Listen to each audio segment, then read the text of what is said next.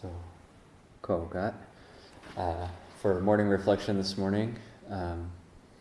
I've found that as work monk, I've done this in the past, and things shift around and change so much that if I actually try to plan something and write something down on paper, then by the end of the work meeting, everything is crossed out and rewritten, and then what's rewritten is also crossed out and rewritten. So I just gave up on trying to write something down and found that it's actually more streamlined and smoother in a sense if I just rely on the power of my own mind to try to organize everything. And so I think that's a nice reflection for this morning in terms of we have this inherent power of our mind.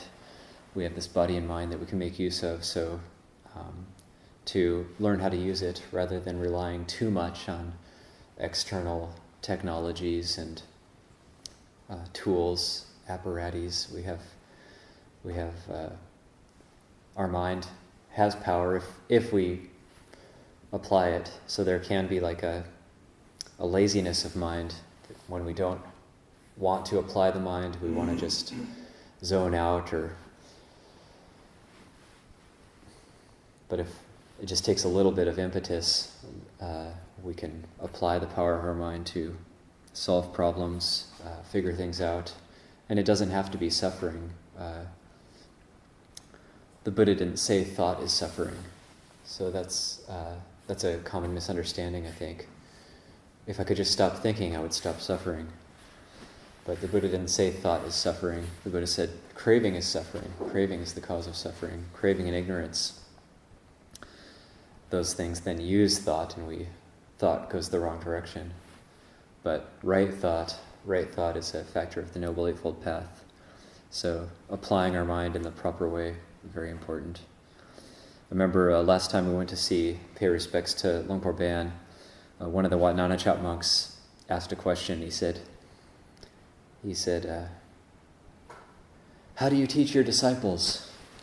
And then Luangpur Ban said, I don't have any disciples. He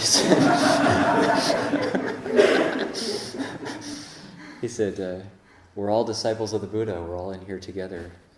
And he said, really, you're a disciple of your brain. He said, you're a disciple of your brain. Your brain is always teaching you. Your eyes are teaching you. Your nose is teaching you. Your ears are teaching you. So you rely on your brain. You rely on your brain to learn, and we apply ourselves properly, and we notice what we're seeing, we notice what we're hearing, we're observant, and we take everything in, we process it, and then we learn, we apply the Noble Eightfold Path, and we learn from that. So it's raining today. It's a